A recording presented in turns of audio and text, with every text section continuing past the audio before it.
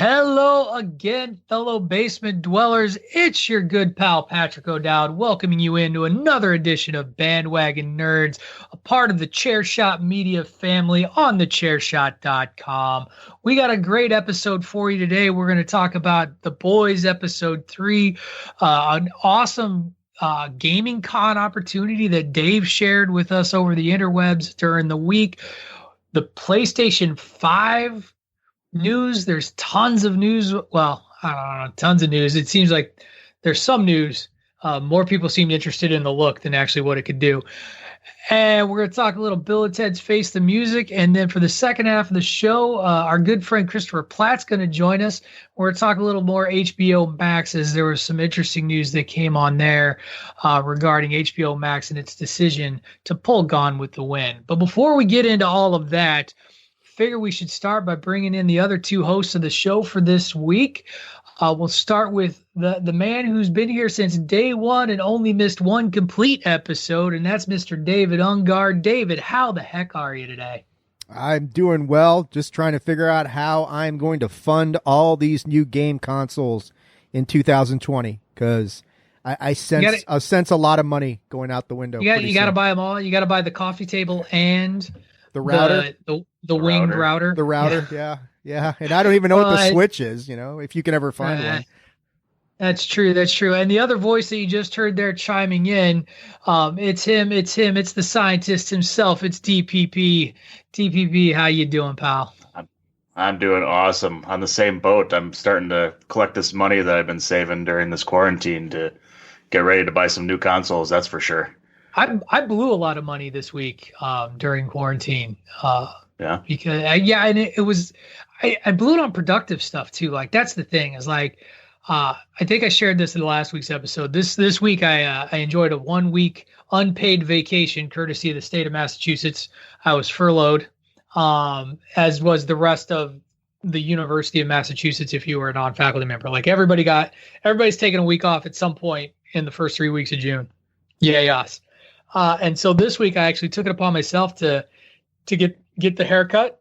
Finally got, the barbers are open, so the hair is shorter. It's a little dark in the old home office today, so it's a little harder to see.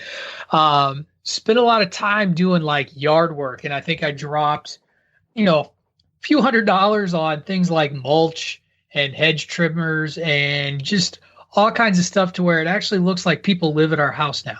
Like, it doesn't look like an abandoned lot in Western Massachusetts. We're in the middle of that as well. We just bought a handful of mulch and did a little bit of the yard, and now we kept talking about, okay, we got to go back and get some more so that we can do the rest of this area. So it's like one little tree, a little spot looks awesome, and the rest, just still looks like a train wreck, but we'll get there, I guess. Right. Yeah, my wife's been going crazy in the backyard, just doing stuff. I think finally tracked down a salt cell for the pool this year. That'll be good.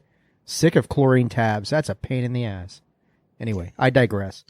You do digress. No, that's fine. We have fun on this show, so it's okay to digress a little bit. You talked about mulch and having to go back. You ever notice that bag, you look at the bag and it says 15 cubic feet, and you're like, wow, that 15 cubic feet, that sounds really good. Then you dump it and you're like, that's not a lot. That's it. It filled up a foot. Right. There's a reason that you get a discounted price when you get to 30. If, say, you go to Lowe's or Home Depot or Ace Hardware or wherever it is you go, because they want you need that much stuff. We dropped 45 bags of mulch and we're still not done. It's just, you can't believe how little that stuff covers. So it's a racket. Tore up trees is a racket.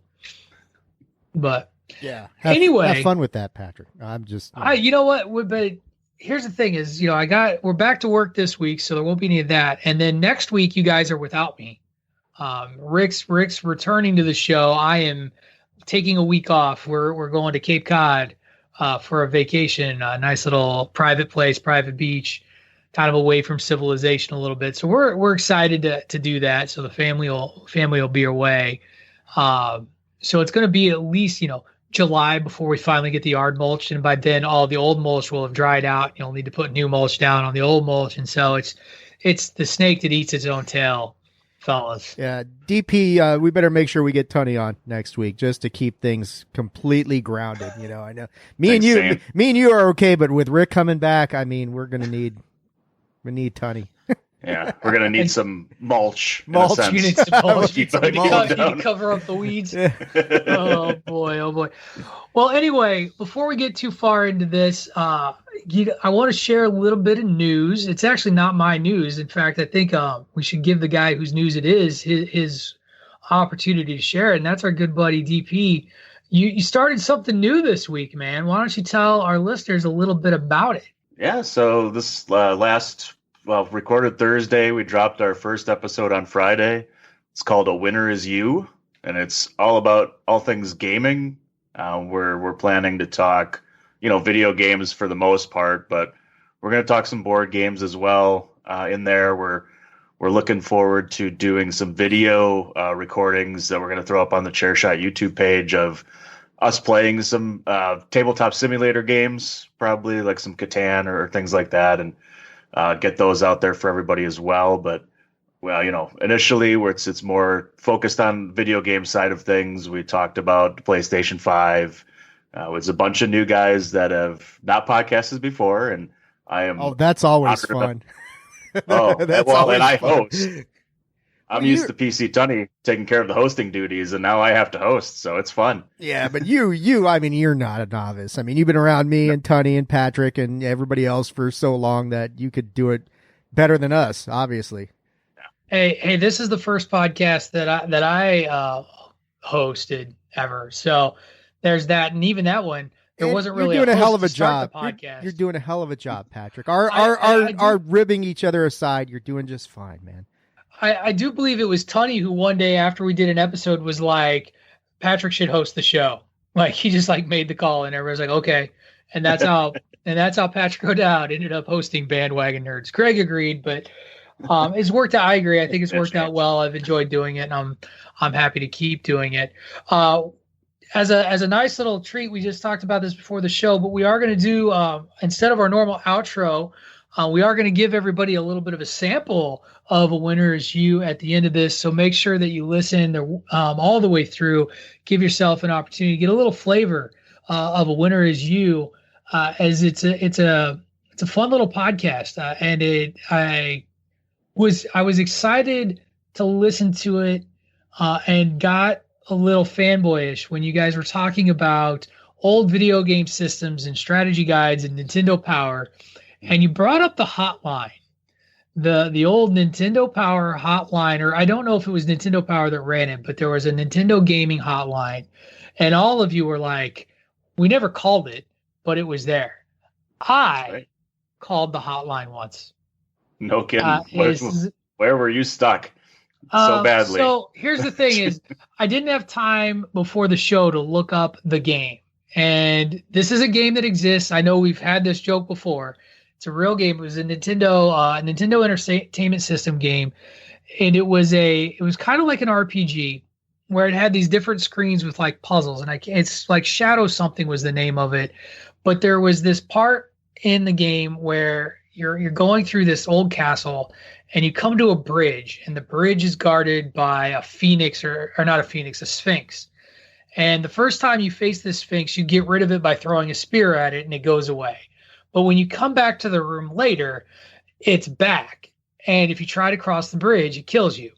And I could not for the life of me figure out how to get past this damn screen, to the point where I was getting really frustrated, and I convinced my parents. My parents caved and let me call and find out how to get past this screen, past this sphinx, the second time. And yeah, so it was I can't remember what it cost to call, but I think it was like 99 cents a minute or something. Sure. Probably like $3.99 the first minute, 99 cents each additional minute, something like that. And it wasn't a very long. I was on hold probably longer than I was actually on to talk about where I was stuck in the game. And so it was but yeah, so totally remember that hotline, totally called it, totally talked to some random dude who did indeed get paid just to know how to get through various video games. So here's a fun story. That game was called Shadowgate, right? Shadowgate, yes. Yeah, I got stuck in the same damn place on that game. So, but we didn't do the power or the hotline. There were like a local store that was selling the game. Some of the guys who were in there who sold it had gotten by it, and so they kind of told us, here's what you do. And that's the only way we got by, but it was the same fucking part of that game. Shadowgate and Fact Xanadu are ones that I really remember very well, along with Dragon Warrior, as ones that you could really get just absolutely stuck in the quicksand of that thing. And but yeah, Shadowgate was a great game though. Hilarious. That's awesome. Yeah, that was kind of the way we wanted to open up the show too, was just to, get everybody introduced to the different guys that are out there, Sean and Adam and Drew that are on the podcast with me, and just to let everybody know where their backgrounds come from. They're big gamers as well, and everybody has fun stories of growing up and what they've played and how they got to where they are. So we reminisced for a good first half of the podcast, talking about all that kind of fun stuff and all the Nintendo games of lore. Yeah, it's a great listen, and I highly encourage any of you, especially, if you love our podcast, this is right in your wheelhouse, listeners. So the 22 of you that, vote in our poll, make sure you get over and add 22 listeners to winner as you as well. Speaking of polls, we are recording this at about 2:20 here on Sunday, and I want to talk a little bit. The Nerd Review at this point, at the recording time, for 300 is not up yet. Checked in with Greg. It should be going up soon. He said it'll go up today. He apologized profusely, and he told me that they're looking at changing the schedule as to when the review drops. So the review readers is going to start dropping on Thursdays instead of Fridays starting next week with our next poll. But before we get into this, I wanted to follow through on my promise of being the East German judge. I gave 300 1.5 out of 5. What? Brutal. Yeah. I did. That is beyond brutal, man. That's like the only way that brutal. works is if let's say somebody's on a platform diving thing, they actually bounced into the diving board. That's a 1.5 out of 5. I didn't give it a 0.5 out of 5. I didn't give it a 0 out of 5. So you'll read this in the review when it goes up. I bought this movie when it came out. Like college-aged Patrick loved this movie. Old man Patrick, who hadn't pulled that movie out in literally over 10 years, was like, oh yeah, like the disc is so old it's been scratched somewhere along the way, and the PS4 like didn't read it and skipped a scene, and I didn't miss it. And as I'm watching this thing, it's a beautifully shot movie. It is gorgeous. If you love pretty action violence, great. But it's just a testosterone-laden frat boy's wet dream. And it's just not me anymore. It's vapid, it's stupid, it's violent for the sake of violence. It plays into so many Asian stereotypes, and I've changed as a person in that regard too, as the kind of content that I watch and consume, and like can't not pay attention to that anymore. Like it's something that again, college age me didn't think about, but the last 2 movies we've watched, I've been like, that's racist, this is terrible, that's right, and that hurts the movie for me. And that, I can't wait. I can't confidently endorse it. I can't wait to see what you do with the one that's coming up then. But we're gonna talk. I'll talk about that a little bit, because again, there's a difference between a stereotyping and playing into tropes that is brought up for laughs at the expense of a people versus a satirical comedy that calls attention to those problems and is problematic. And I think that's a big difference between some of the things that I love Dave's doing. No. I agree. Everything you say. That is exactly what because yeah. And I think that's where it's very interesting and very challenging. So yes, our Mel Brooks poll came through, and this was a landslide, fellas. Like it wasn't even close. I thought like Young Frankenstein would have a chance. Yeah. I thought all 4 of them. Yeah. Spaceballs, I thought had a good shot. Let me ask you before you get there. Well, go ahead, because I did have a question about something, but go ahead, Patrick. Well, Blazing Saddles won. And I don't know about you guys, but I kind of like to keep the Mel Brooks train going for the next few polls, just because there's so many great Mel Brooks movies out there. I figure for this week, with me being gone, I'll still do a movie review and submit it. But with Rick wanting his movie up there, I figure we put Dracula Dead and Loving there up there for Dead and Loving it for Rick, so that his movie has some airspace, and if it wins, he gets an opportunity to write about it. But I think that, there's a lot of meat on the bone for Mel Brooks, and could be a worthwhile coverage for multiple weeks. I mean, if we say, okay, we eliminate Blazing Saddles, put the 3 remaining ones in Dracula Dead and Loving It, I'm predicting a Spaceballs victory based on what we just saw. Sure. But here's what I want to ask you. Okay. Does anybody know where you can get a copy of History or watch History of the World Part 1? It's not on Vudu for purchase. You can't buy it on Prime. It's not on HBO Max. I went through all the streaming services. I'm like, what the hell? It's not on any of them. Blu-ray.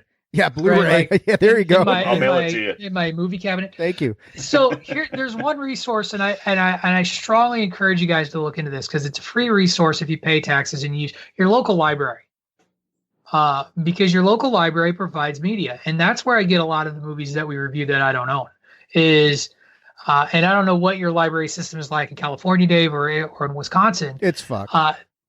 But it's the Western Mass library system where I live is a really, really strong network where I find just about anything and everything I would want to watch and consume that I don't already have or own. And it's a free resource. The only thing I don't love about it is that, you are kind of at the mercy of the system. And so, their supply is a little more finite. So I might find myself waiting forever and ever for History of the World Part 1. But like in anticipation of Blazing Saddles winning, because you could see the writing on the wall very, very quickly. Like there was off and running and never looked back. It did. It blew everything out of the water. I was like, okay, reserved Blazing Saddles so that I could get it in time to watch the movie and review it. And a lot of these older movies that are, quote unquote classics are well known. Multiple libraries have them, and so it's a little bit easier to get your hands on a copy. The thing that local libraries don't do that is convenient for tech people is that there's digital copies that exist out there, but they don't. The library is struggling to go digital. Just now starting to get ebooks on the regular at our local libraries. But great resource. Get a library card. And find your local library and support them. And those are resources that we need. Anyway, great public resource and a good use of your tax dollars. Yeah, I'm going to go and I got to buy Blazing Saddles because I am genuinely concerned that it will go the route of Gone with the Wind very soon here. I completely disagree with you. I used to do library as well for a long time. There had one basically like a block away from me, and I would walk there and pick up all sorts of different movies and everything. And yeah, it is, like you said, if nobody's using it, that is a fantastic resource if you do want to find some movies and, just anything like that, because they have it. It's actually there. The library is useful. I will tell you, I've learned more current music through my public library than any other, because I stopped following the radio. The radio died. In the sense that like nobody listens to radio. You listen to Spotify, your own collection of music, all that sort of stuff. And, but I still like to watch the Grammys, and I'll be like, who the hell is this? Like, let's see what the big deal is about this Lizzo person. Like, and go check it out. And the library will have it. Like, and that's what's great about it. So yeah, check out your local library. And check out Blazing Saddles, because we're going to talk about it. It's going to be a great, great flick to see us review for next week. But we're going to move on. We're going to jump into our streaming catalog, our Amazon Prime accounts, and talk about The Boys Episode 3. And I'll tell you what, they just keep upping the memorable deaths, fellas. They just keep upping them. I watched it literally an hour ago. Attaboy. It was awesome. Oh, it's so good. It's so good. And I know, like, everybody else in my house is way ahead of me on this thing. And I know my nephew just finished it. And he's just like, man, you ain't seen nothing yet. It's only 8 episodes long too, so yeah, quick series. It is. It's man, it's just fantastic. Here, I mean, go ahead, guys. I say it's just a continual descent. I mean, we with episode 2 at the end of that, where Dewey, explodes translucent and basically becomes another, for the most part, bad person, kind of, and it seems like at this point the only wholesome one left is Starlight. Right. But, we don't know. And Queen Maeve, we still don't know. And we started to get a little bit into her in this last episode and understood that her and Homelander had a relationship and were dating at one point. And, you could tell that she's all about, the media and trying to get, her face out there. And, when they stopped the shooter that was up on the whatever 43rd floor, and she's down a point, and she loses that. Yeah, she lost it. That was her bag. And Homelander is obviously just doesn't give a crap about anything and just wants to destroy the world, it seems. I think. And then you've got Compound V, which we learned a lot more about. Right. And apparently it's steroids for superheroes, which is a frightening concept. Right. A-Train freaking out about his position within the 7, taking Compound V so that he could win his race. His girlfriend skiving off of his stash of Compound V to get her fix, and killing her landlord while sitting on his face.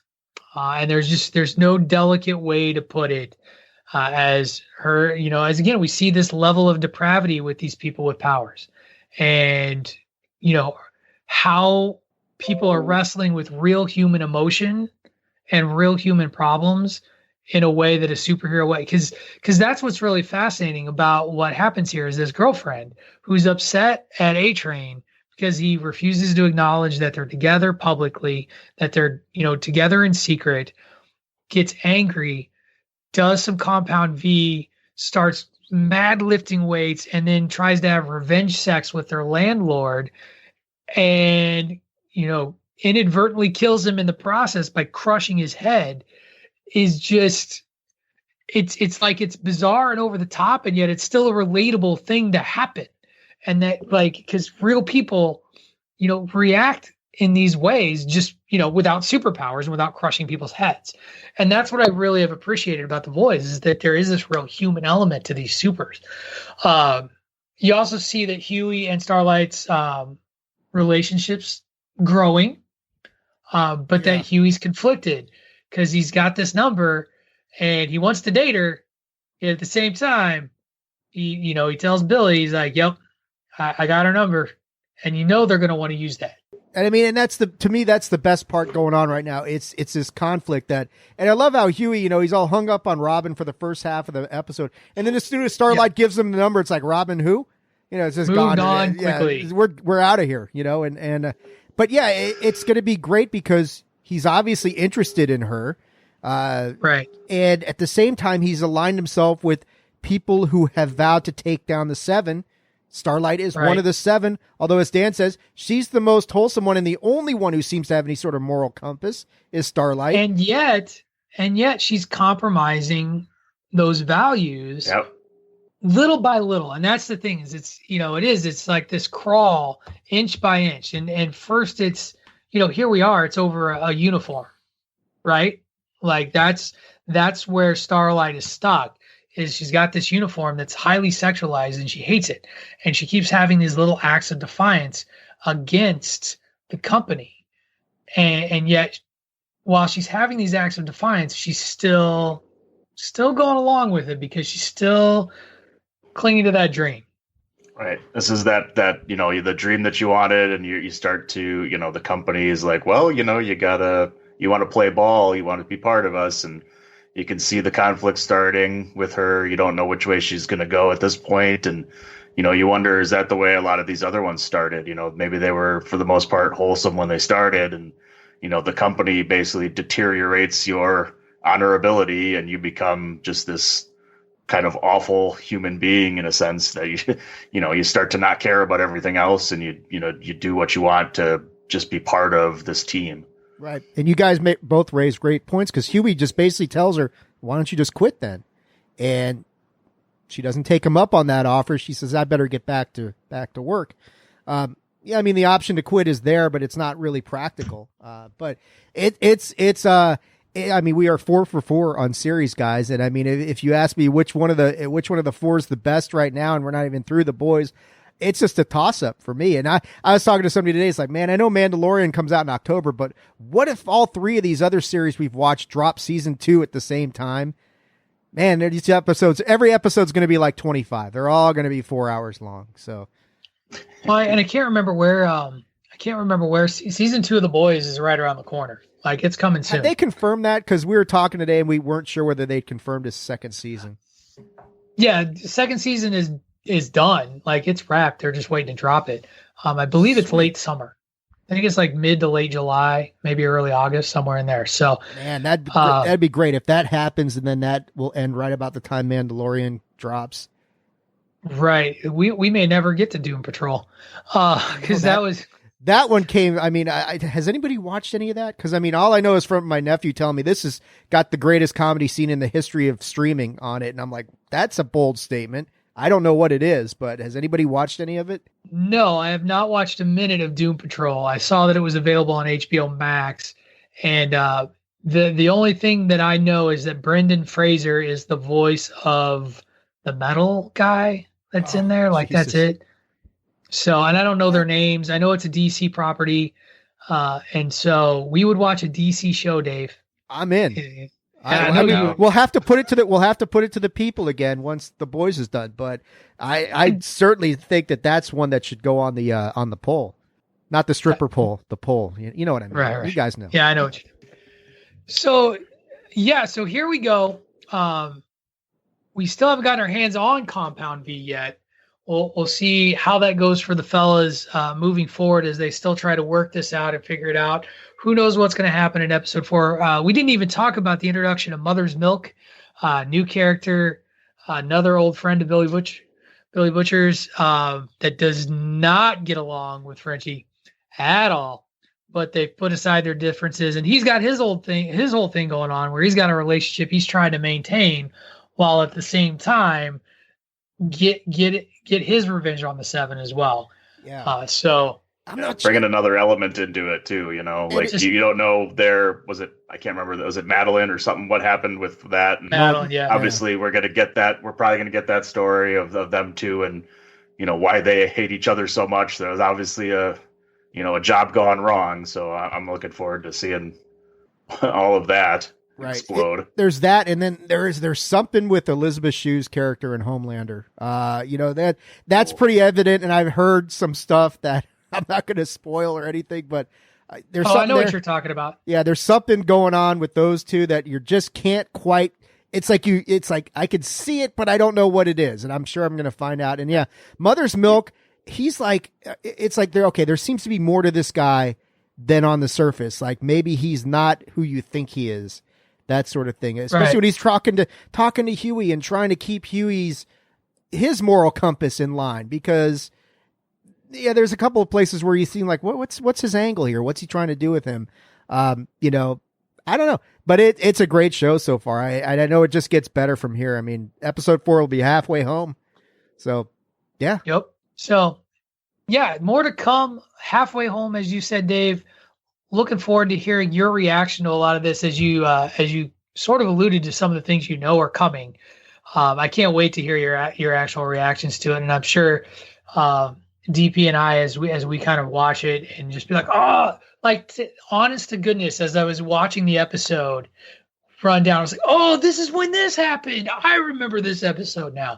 So lots and lots of fun, good stuff to cover. But I want to move on now, and I want to talk a little bit about a little bit of a follow-up to last week's episode. We had Justin Dowd, board gaming. I called him the board gaming extraordinaire. He talked to us about what he's doing with his game nights, and kind of the challenges he's had with so many of our local establishments being closed. Talked about play testing a lot, and in the wake of that, Dave, I'm going to hand this over to you. You shared a link with all of us in the chat room Why don't you tell us a little bit about what you found and what we can look forward to? Yeah, so like Justin was mentioning last week, I think we both kind of use the abbreviation BGG in a few places, which is short for Board Game Geek, which is probably the preeminent board gaming site that is out there. Then there's other really well-known sites like the Dice Tower, which is Tom Vassell and a couple other guys. They do a lot of YouTube board game reviews. They do like the top 100 games of all time. Every year they do this thing. It's fantastic. And the list is always changing, so they do a lot of stuff. Well, Board Game Geek and Dice Tower both have conventions that they normally run. Both of them got canceled. I think it was BGG Spring Convention or Dice Tower Spring. I forget which one it was. So they have decided to do a virtual board gaming convention. It's, I think, June 24th through the 28th or something like that. Is that right? And yep, that's correct. And what they're doing is it's $10, and it's cool because anybody who was going to either the BGG conference or the Dice Tower conference, they get in for free, that sort of thing. But it's like $10 gets you access for all 4 days, and then it sounds like they're going to actually help you get set up with. It's a virtual con, so you can play games like Justin was talking about, Tabletop Simulator, or some of the other ones that he was using. I forget the exact name of the ones he was using. But they're going to introduce, they're going to implement that so people can actually attend like a board gaming conference, get together with other people, play games that they want to play. That's going to be kind of moderated by people affiliated with Board Game Geek or Dice Tower. They're going to have, I think they're going to have some presentations and talk about some of the new games coming out and that sort of thing. So it's a great opportunity for people who, I don't know how user-friendly it would be if like you're brand new to the board gaming industry, but if you've been playing for a while and you're looking forward to a conference type of environment and you want to go play some of these games with other people who want to play these games, $10 for 4 days, that's like nothing. BlizzCon's virtual thing is like what, $30 or $40, Dan? Something like that. Oh yeah. So, I mean, it's a great deal. They're going to have some presentations. It's probably the best we're going to get. Right now with GamesCon, I doubt it's going to go down or whatever they do over in Germany. They have stuff going on. But it's a cool deal. And it was, it came across my stream of notifications I got. And it's just, yeah, I mean, I thought of Justin and I said, I bet you he would like this a lot. And it's just, it sounds like a really good opportunity for people to play some board games in a virtual environment with other people who want to share similar sort of stuff with them. Right, exactly. It's a good way for people to get together, kind of like what Justin was talking about last week, but on a larger scale. You want to get out there and you try some new games. There's going to be new games, that you can, test out or play or whatever. And like games you were thinking about maybe getting or getting into. Or purchase. I think they got stuff for purchase too.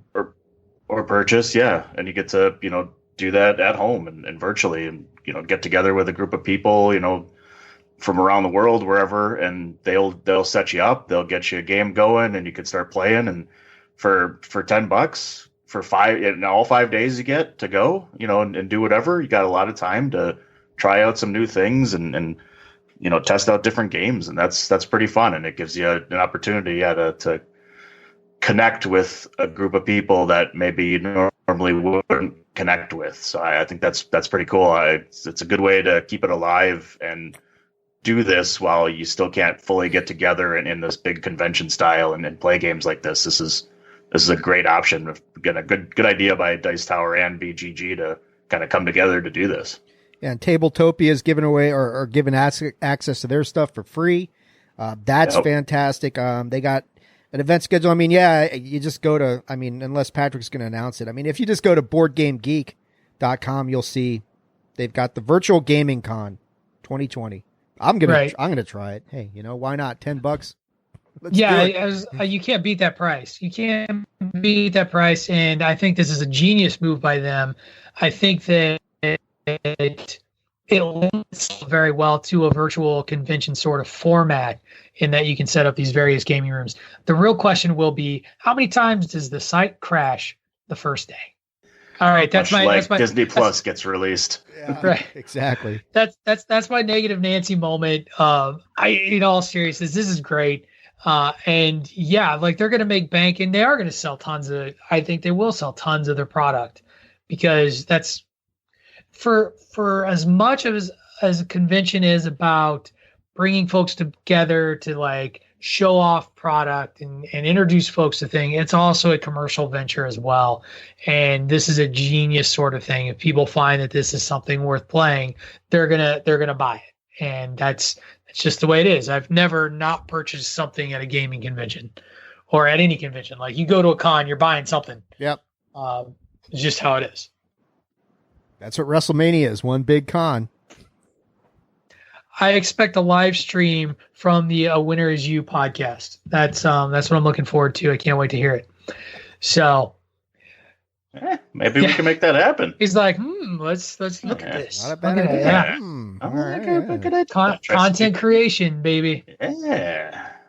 So we're gonna do a brief trip to the trailer park today because a really important trailer dropped, and I gotta tell you, I loved Dave and he's not here, but Dave and Rick's response to the Bill and Ted Face the Music trailer when it dropped was outstanding because both of you were like, I don't know, man.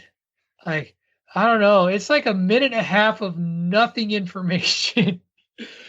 And you guys are like, I don't know, man. And so I'm a little worried. Are you okay, Dave? I'm okay. I mean, I'll let's see what happens with the rest of it. That was, like you said, just a teaser of a trailer for Bill and Ted. Did you expect anything more from this kind of movie in a trailer? I don't know. I thought it was exactly what you expected. It was like, hey, look, remember these two guys? They're back and they're doing their same shtick. Here's what I loved about Dave's response, because I think it was you that was like, I don't know, I just can't. Keanu Reeves in that role, I don't see it anymore. And I was like, yeah. Let's imagine how full circle Keanu Reeves has come to where the dude who was in Bill and Ted was not given any credit for big time Matrix. Like when he showed up in the Matrix, people were like, I don't know if I could just see the guy who played Bill from Bill and Ted playing a kung fu dude, to now he's going back to the role that got him there. And people are like, Dave's like, I don't know if Keanu Reeves, it just doesn't fit anymore. I love that. I love that. That's where we took ourselves with Keanu in that role. I saw him in my mind. I'm thinking John Wick. And I'm thinking, yeah, Neo, and even some of the shit from like Point Break or Speed or something. And I'm just like, Point Break. It's like that's Ted Theodore Logan meets John Wick. It's like this, just I don't know. He's too refined to be stupid now in a fun sort of way, But hey, if anybody can pull it off, it's Keanu Reeves. Just seeing Alex Winter back, it's like, goddamn, I haven't seen him since Lost Boys. Good for him. That sort of. Well, what's crazy is where his career took him. Like, if you go and look what Alex Winters became a pretty influential producer, if I'm not mistaken. If that's where, if I read that correctly. So it's great. We did get to see at least a glimpse of where they're going to end up in the past. Apparently, they end up as jacked up prison guys at some point, and so that should be interesting. I get the feeling we're going to get the past, present, and future, where they do some CGI and they go backwards and you see them as the young guys and all that stuff probably too. Yeah. So pretty excited for that. I just wish they'd bring back Billy the Kid. Like, find the guy who played Billy the Kid, bring him back. I don't care how old he is. Mr. the Kid. Yeah, get him. Mr. the Kid. And Socrates. Bring back Socrates. The guy might be dead. He might be. Well, that's Rufus too. I hope they don't try and recreate Rufus. I didn't go back and look. Respect. I'm gonna IMDb this real quick. But that movie was in the 80s, right? Like that should have been in the 80s project. The first one, yeah, I think it was like, wasn't it 91 or 90? Because it didn't make any of our lists, and it certainly should have. That would be a massive oversight on all of our parts.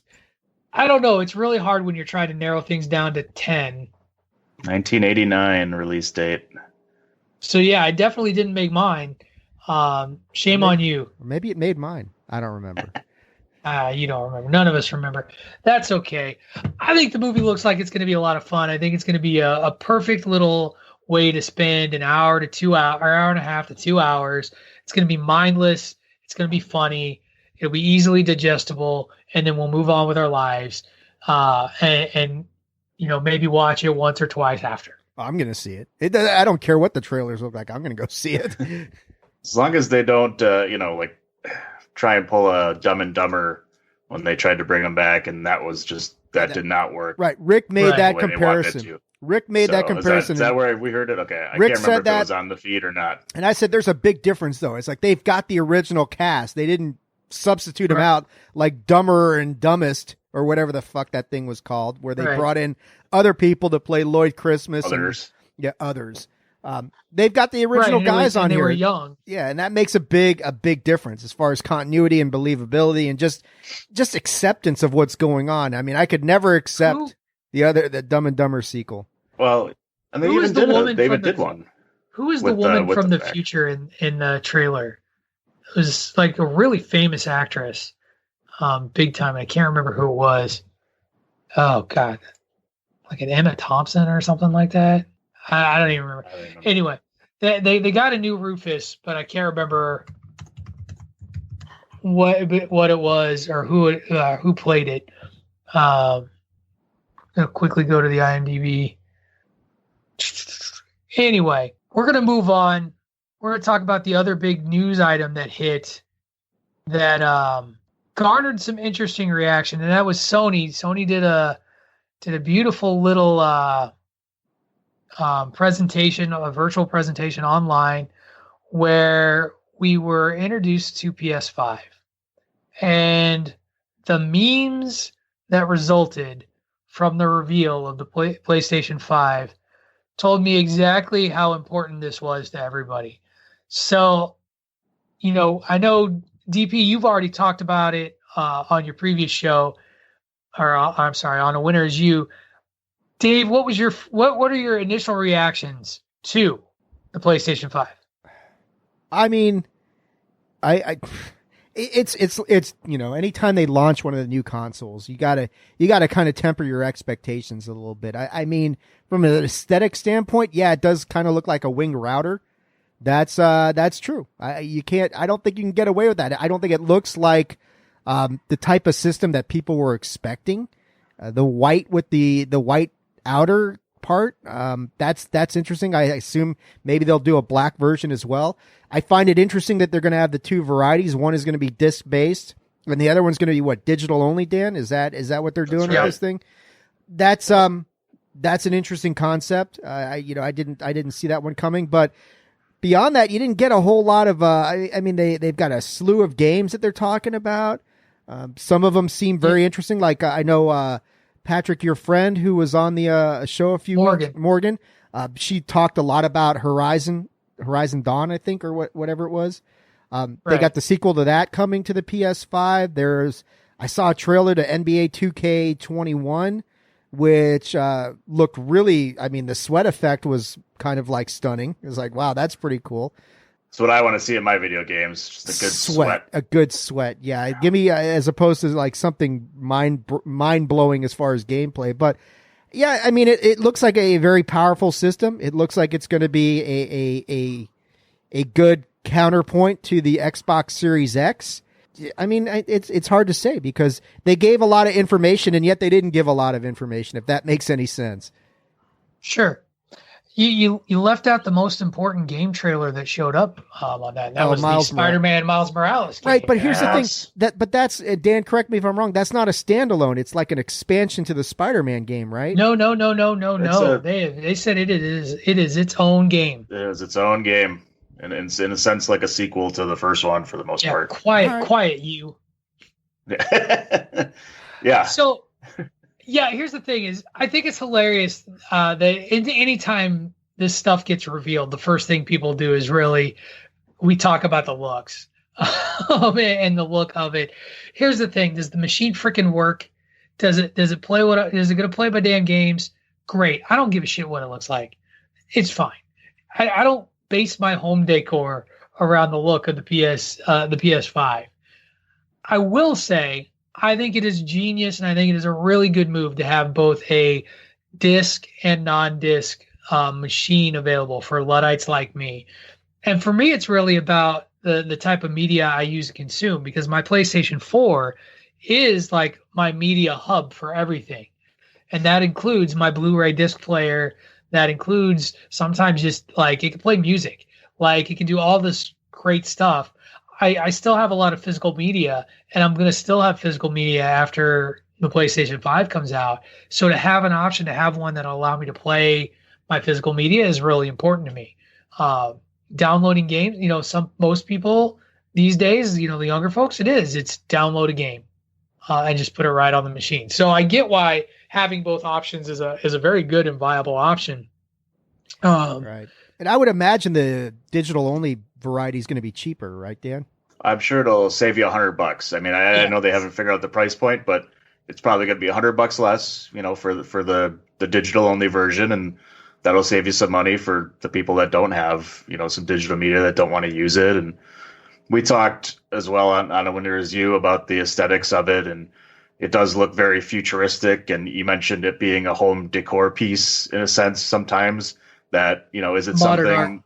Is it something you want to have out there for people to see because you use it for everything, right? You're using it as your media central place to play your music and play, your movies and everything like that. So would you, are they trying to make it, it looks like something out of the Jetsons kind of, right? And, it's something that's probably not going to be hidden for the most part, right. I think. I am concerned that it won't fit in the cabinet where my other video game systems fit right now. Like that the shelves are going to be too small. And that's one of the other things too, is like putting that thing on its side does not look right. Like it seems like the way they're trying to do things is get it where it's vertical and have it stand it up. And like, I'm the same way. My, console set up is not built to have a standing console. It's built to lay it flat. And, I'm going to have to reorganize things just to have these new standing consoles. Well, and just to peel the curtain back, are you going to add a shelf for your old systems into the collection? As I see a row. It's like, do you just put one on top, or are you going to have to find a new cubby? Right. You're going to have to move things around. Like I had some Legos up there before, and now with the extra systems, it's like, well, I need to move stuff around or put stuff into a box. And what do you put out for display, or what do you do?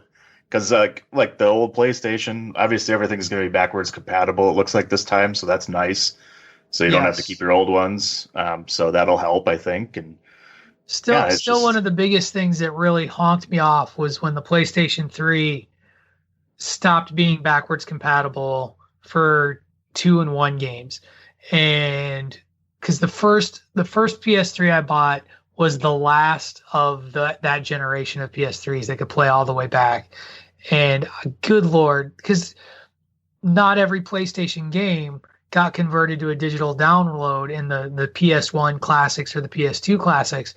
So there's games that I own that I wish I could play, but I can't find a working system, or I don't want to spend the money on a working system to play. Like I don't want to get a PlayStation 1 so they can replay Final Fantasy Tactics, and that's a downloadable game, but I don't want to rebuy it. Like I have it physically. Let me play my games. Old man yells at cloud. Get off my lawn. Well, and will you pay the extra, let's say it's $500 for the disc version. Are you going to pay that extra $100 because you have all this old media and the old games that you want to be able to play? Probably, right? You're going to fork over that extra $100 to do it. I'm willing to pay that price. Yes. Yeah. 1,000%. And I'm sure they're going to have on how it works. Yeah. Yeah. And I'm sure you're going to need, I think it was like an 856 gig. It was like a priority solid state drive that they're putting in this thing. So it's not exactly a terabyte, but it's going to fill up fast. I mean, every game is basically going to have to be downloaded to the system. So disc or not, like it is today. And it's going to, I know the 500 gig one I have now, I mean, that was gone after I loaded Red Dead 2. That was it. That filled the whole thing. So nice. We're going to need some solid expansion drives to hold all these games, I think. It's funny, since the little O'Dowd started playing games, that's really what's taken a chunk out of the memory on my system. Because I had like 5 games, like 5 games I played because I'm old now. So I don't get to buy games the way I used to, and but those were like my wheelhouse games, just kind of right in. And now Like the little O'Dowd is like, I must have every Plants vs. Zombie game. I must have every this, and this game. And it's like, I want to give you your own gaming system now so that I can have mine back. And you keep taking all my memory, you little shit. Anyway, I love my son. He's a wonderful child. He's not. He's watching Teen Titans Go upstairs on Cartoon Network. So, real quick, Dave and I kind of talked about games we're looking forward to. Were there any trailers that spoke to you, TP, that you looked at and were like, yes, this is what I'm down for?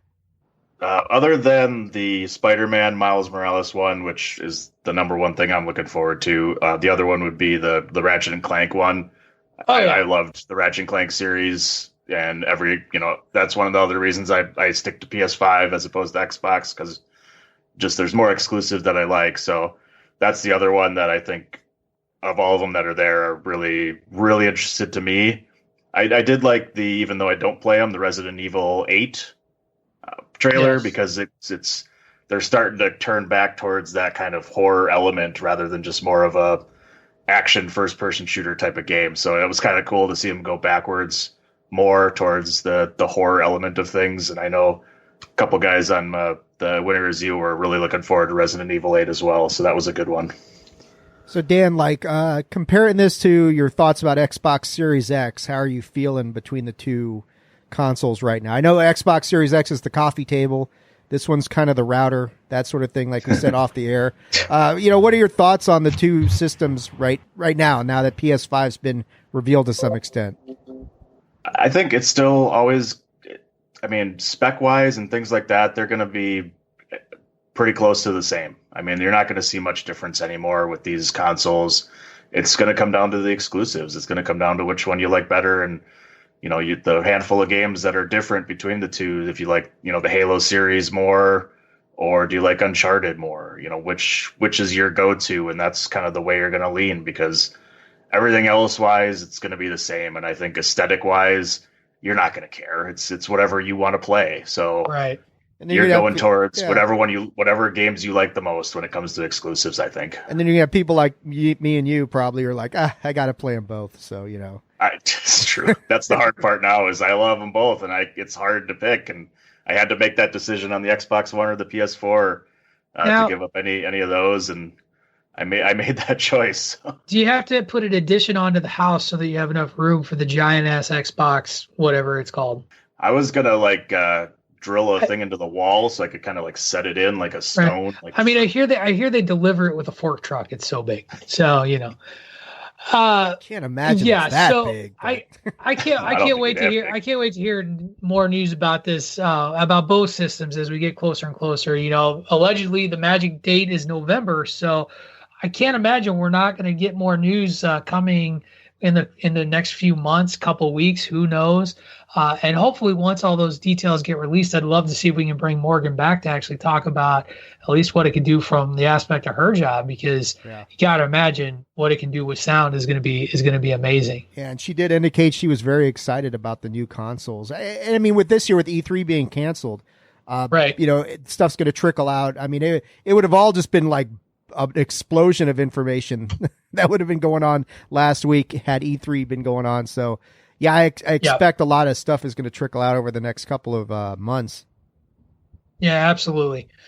Okay, well, we're going to take a little break now and come back. And when we come back, we're going to have Christopher Platt on the show, talk a little bit about HBO Max and their decision to pull Gone with the Wind from their streaming service. So take a couple minutes, listen to our commercials, listen to the voice of the Chairshot Radio Network, Christopher Platt, and we will be back on the back end. You are listening to Bandwagon Nerds, part of Chairshot Media on thechairshot.com. Thechairshot.com. Always use your head. Why should you visit thechairshot.com? Thechairshot.com is your home for hard-hitting reviews, news, opinion, and analysis with attitude. Why? Because you're smarter than the average fan. Thechairshot.com. Always use your head. This is your boy Kenny Killer telling you to make sure you check out thechairshot.com, bringing you breaking news, interviews, podcasts galore, everything pro wrestling. Make sure you check it out, thechairshot.com. Welcome back onto the bandwagon. Thank you for listening to our commercials as we pay the bills. We are now one more nerd into the bandwagon as we are joined by Christopher Platt. How you doing, Mr. Platt? How are things? Greetings and salutations, everybody. Patrick, I am doing phenomenally well and only getting better. Thank you for having me on. Excellent. Thank you for taking a little bit of time to talk to us. We're going to spend a little bit of time talking about HBO Max and a news bit that came out this week. Something that I was really interested in talking about with this group because I think it's very relevant into where we are with film today and just kind of what's going on in the world. And that is HBO made the decision this week to pull the movie Gone with the Wind from HBO Max temporarily. And I think that's one of the things that I found very interesting as they look to, quote, add historical context around the viewing of the film. And now what that looks like, who knows? I'm not even sure what that means, whether that means it's a disclaimer or some sort of written thing in front of the movie before it goes up, whether it's, something a little more in depth. Like a mini documentary or something either before or after the movie. Who knows? I don't even think HBO really knows what they want to do. But they made the decision to do it. And it's a conversation we've had on this show before. Very briefly, we've very much thumbnailed it. But this idea of looking at some really huge movies from our past that, for lack of a better way of describing it, are either insensitive, depict people of color in very stereotypical or tropey sort of ways, straight up racist sort of ways, and where this line between art of the time and the viewing audience and really whether we should have these movies available for consumption. And, Dave is of the opinion that we may never see Gone with the Wind ever again. And oddly enough, there was a report, people were like panic buying the movie because they think it's going to get taken off the shelf. So, before we really kind of get into that, just sort of initial reactions to HBO's decision and whether or not we're surprised, because frankly, I'm not. Myself, and I understand why. So, and anybody can go. I'm not gonna dictate this conversation. Well, I think Platt should go first. He's the only credible one of us who can comment on this from a black man's perspective and a black person's perspective. Otherwise, it's just three white guys speculating as to what we think we might feel about the whole situation. So, I yield the floor to you, Mr. Velvet Pipes. Well, thank you, sir. And Patrick, you brought up a really interesting point, man. And I'm going to say what I'm going to say, and then I want to get back to your point and kind of expound upon that about, eliminating art and stuff like that. I think there's a lot of meat on that bone. But in regards to what's happening right now in society, excuse me, it's very in vogue right now to speak on social issues. As a matter of fact, it's good for the brand. And I know you all can't see me out there in podcast land, but I literally put up the air quotes when I said the brand. And, I don't pretend to know what's inside somebody's heart, and I'm not even going to go there. But at the same point in time, there's clearly what we're seeing is a lot of performance art that's happening right now. And it's funny because I was having this very conversation yesterday with a good friend of mine. And he brought up a really good point, an interesting point. He was talking about how the corporations are making these statements and coming out. And it's like, okay, from their vantage point, well, this year is already washed because of COVID. We're not going to make any money this year. So I might as well go ahead and take this stand. So, at least from the optics, when stuff gets back to when we get to the other side and we get back to some semblance of normal or the new normal, whatever that is, at least with the optics, it looks as if I was on the right side of history. You know what I mean? And it's the different toilet, same shit, man. Ultimately, there's not going to be any public policy done. There's not going to be any legislation done. It's just a big, fat nothing burger. And this happens all the time. Some fucked up shit happens to black people, and then people give us these symbolic gestures, similar to the Democratic leaders on the floor taking a knee wearing kente cloths, Jesus Christ of Latter-day Saints, or even the mayor, pandering at its finest. Or even the mayor of New York, Bill de Blasio, talking about he's going to name certain streets after Black Lives Matter. Like, these are just symbolic gestures. It's not, you're not replacing any social policy. You're not doing anything about the problem. You're just doing these symbolic gestures. And I feel the same way about this Gone with the Wind decision. Frankly, I find it patronizing. And it's insulting as a Black person, man, to think that, okay, that's how much you think of us. That's it. You're going to give us a bunch of symbolic gestures and think that everything's going to be gravy. I don't like it. And I mean, the funny thing to me about this Gone with the Wind thing is I wonder who the jerk off was that sat back in the meeting and said, you know how we'll fight racial injustice? We'll remove a 70-year-old movie from a streaming service. Yeah, that'll get them on our side. That's the one. That'll change everything. Well, and that also brings up another good point, because there's you talk about there's a lot of other flicks and films that are on that streaming service that are problematic as well, like Looney Tunes. Dave, one of the first things you said when you popped on, or was it Dave? Well, and not even the Elmer Fudd rifle thing. That's just fucking stupid. But those 1940s cartoons and their depiction of Japanese people, for example, and the way that those cartoons were used as propaganda for pushing a white war effort in World War II. Like, cartoons like that are out there and available.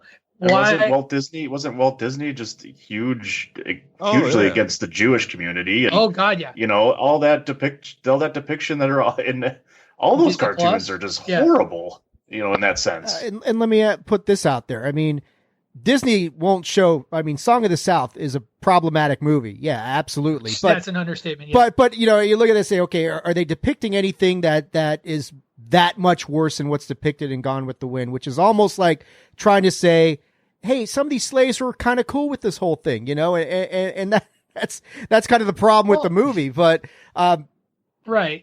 I mean, how many of those? How many movies out there are like this? And that this isn't the only one where you have that kind of tone, or there's all sorts of movies you could say anything about just because I'm Irish and they they put Irish in a bad way, and am I going to be offended by that? Casablanca's on there too. Yeah. In HBO Max, different demographic of people, but again, same sort of deal. Like, when you look at, you got Bogart. But then you've got like some pretty harsh depictions of Asians, and just the thing that I found really interesting, and I shared when we started this conversation, the first question that came up was, well, like, this movie has slavery. Everybody knows slavery is bad. Why are we? It's not, but it wasn't so much that it's about slavery. It was this idea of the main character, the primary Black character played by and I'm going to mess up her name. It's Hattie McDaniel. Hattie McDaniels. Yeah. Hattie McDaniel. Yeah. Who is she plays a house servant and is Mammy. Like happy. She's Mammy. She's Mammy. All you got to do is say Mammy. Everybody know what Mammy is when you say it. Well, and here's the thing: is one of my favorite movies of all time, and this is where why I think that there's this really interesting relationship that we have with these films, and what I find very interesting is that sort of normalizing that idea that, like you said, Dave, slavery wasn't so bad. This person was happy. This was great. And there's a lot of films that are like that, even if it wasn't depicting Black people as slaves. One of my favorite holiday movies of all time is Irving Berlin's movie Holiday Inn. Stars Bing Crosby, stars Fred Astaire, and he has a Mamie character. Her name is Mamie. I can't remember if she's played by Hattie McDaniel, but the odds are strong because she was the Black women actor of the time. That movie not only had that sort of character depiction, the movie has musical routines done to different songs. And the Abraham Lincoln's birthday song is done with Bing Crosby in blackface. And this was put on film in the 40s and is out there for folks to see.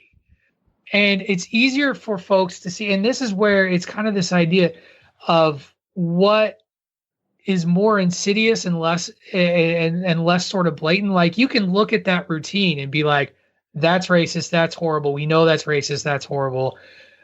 when it's that sort of that role that isn't necessarily saying this person is a slave or they're being treated poorly or whatever.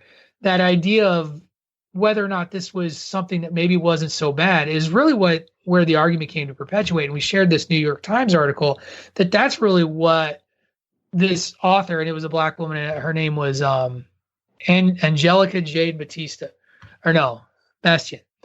She wrote this for the New York Times, and she talks about it's almost like it's romanticizing the cinematic monument to the Confederacy, and looking at that sort of idea as to whether, it's problematic to have this film available.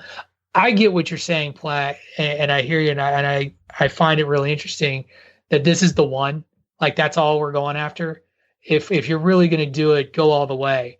And for Dave and for myself and for DP, and when people question it, like, the first thing that I really wanted to do is look at why others find the movie problematic, which is where the article came from. Instead of, kind of screaming from the rooftops that this is terrible, find out why people might find it terrible or might find it problematic. Like, that's not hard to do. And, from my perspective, I don't fuck with Gone with the Wind for obvious reasons. Like, it's literally set on a slave plantation. Yep. But at the same time, I don't want to get into this world. I don't like where this world is heading, where we just ban art because we're uncomfortable about it. We just ban art. Right. You know what I mean? Like, or even, I'm a big proponent of free speech. I don't have to agree with what you say, but I will fight to the death for your right to say it. I don't have to agree with it. And that doesn't mean that you're free of consequences, but you should be able to say what you say, because it's a slippery slope, man. And if we start banning movies and films and whatnot, how far away are we from, Ray Bradbury's Fahrenheit 451? If we start banning all this stuff. And the thing is, art, it serves as a time capsule for that particular period in time. Now, the problem comes in is that we fail our kids, and we were failed ourselves in the educational system. They don't teach us real history. So we have no context for what we're seeing on the screen. So yeah, okay, something might be racist, something might be bad. That's fair. But if you start banning one thing, it's only a matter of time before they come for you. Oh, well, chicken eaters of America are mad at, Foghorn Leghorn or whatever the case. But you understand what I'm saying. I'm trying to make the most ridiculous comparison that I possibly can, because it is a slippery slope. So I don't say necessarily ban the art. But the thing is, man, our education system fails us because we don't have proper historic context for what was going on. So we view it in a certain way. So instead of dealing with the root of the problem or the actual problem, we treat the symptoms as the problem. So it's like, okay, well, let's just get rid of this. That way we never have to have that uncomfortable conversation. But growth comes from being uncomfortable. We've got to have this conversation, because if we don't, America is going to tear itself apart by the seams. It's come to this point, gentlemen. If we keep refusing to have this conversation and stick our heads in the sand, this America thing is going to end up being something very different than how we know it right now. And eliminating art and eliminating movies and stuff like that, no, that doesn't do anything. That makes the problem worse, because it doesn't open up and it doesn't allow for conversation. Does any of that make sense? Absolutely. Oh, it makes total sense. Because I was going to bring that up. Go ahead. Oh, go ahead. No, I mean, it was just something that I'd said during the chat. It's just like, when you start to go down the path of like, slavery is bad, we can't have anything depicting it as anything but that. How far are we from where they try to really redact or clean up stuff about the Civil War? Like Platt's talking about, you got to learn from history. Well, but they already do that. Like, that's the thing that's really interesting. But that's a mistake, because Platt's making a good point. The country's heading in if you start drawing comparisons to the Civil War, where things were then to where we are now, there are a lot of similarities that are all being kind of funneling through the same sort of thing. I mean, the Civil War wasn't all about slavery, but that was a major part of it. Basically about slavery. And now you're at the point where it's like, hey, we can't have anything that talks about this because it's something that we're all embarrassed of. Well, great, you're embarrassed of it, but how do you learn from your mistakes if you're going to try and, I use the word kosherize, clean it up and make it much more, hey, we're going to put the best spin possible on this thing. Well, let me push back on that in a second, real quick, because I don't think it's about kosherizing our history. It's about facing our history. And I would argue that what we've experienced, like I think back to when I was in grade school, and white kid, Midwestern Illinois, graduating class of 88 students, farming community, and my curriculum in history and what we were taught about World War II, what we were taught about the Civil War, what we were taught about the Civil Rights Movement. We're taught about very, very specific things that are palatable to white folk. And so we already have kosherized our history. And it's the same thing with film. Like I had a really, that movie that I was talking about with my mom, I had a really tough talk with her being like, I love this. This is messed up. And she's like, oh, but it's such a great song. It's a terrible song with a horrible thing. And we need to be able to face up to why this was bad. What we don't do right now is we don't look at our own sins in a way that is very realistic to what we've done. And so when I look at people getting all worked up over statues being torn down, for example, like those are statues that celebrate people who did terrible things. Like, why are we celebrating Christopher Columbus? That doesn't mean we erase Christopher Columbus and don't study him, but study him for who he is, study him for what he did, and don't put a monument up to the motherfucker. Like that's the thing. And that's why I look at like movies when people like, I've watched Django Unchained one time. I don't remember seeing that movie and being like, yup, that movie makes slavery look great. And that's where I think like where Platt's point about context is important. And that's why I want to stress HBO has said it's not going away forever. Now, whether or not they do something that's meaningful, that I can't speak to. They won't. I highly doubt. No, I agree. They'll make some. Yeah. They'll make some sappy socialist justice warrior-y ass shit, like a little 15, 20-minute documentary prior to the movie that really doesn't mean shit. It's like you said, it's just positioning, right? I mean, for a lot of these, it's just, hey, I'm on your side. Look, we're going to try and do something, and this is what we decided to do because we have to do something, right?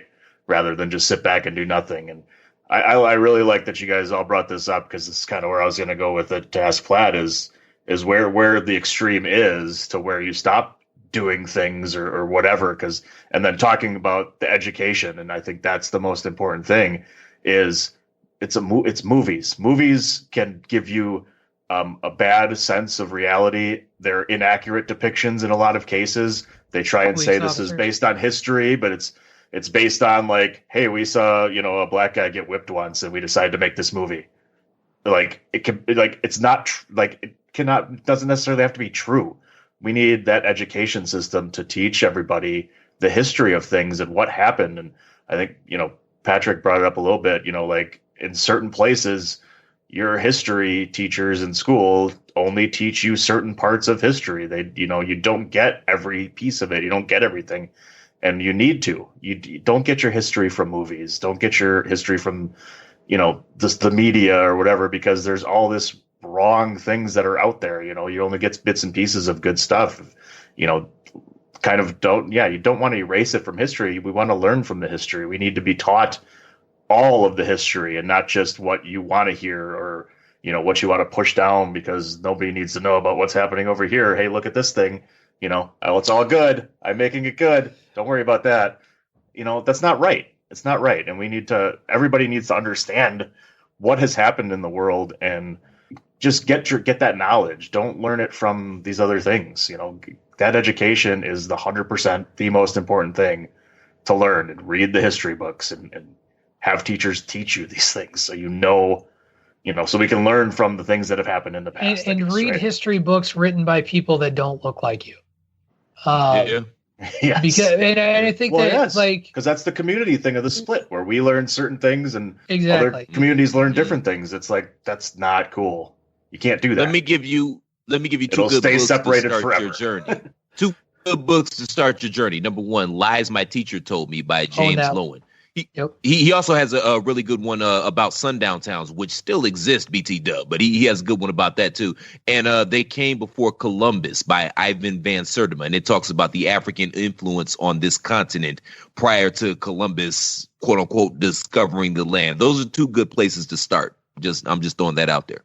I love that you brought that first book up. It's one that's my wife was she's a history major, went to graduate school, and that's one of the first books that she remember pulling out of graduate school, and she still reads over and over and over again because it challenges you. And I think that's the thing that's really important is that I talked about this on the DeMarco show when we started talking about the protests that were happening across the country.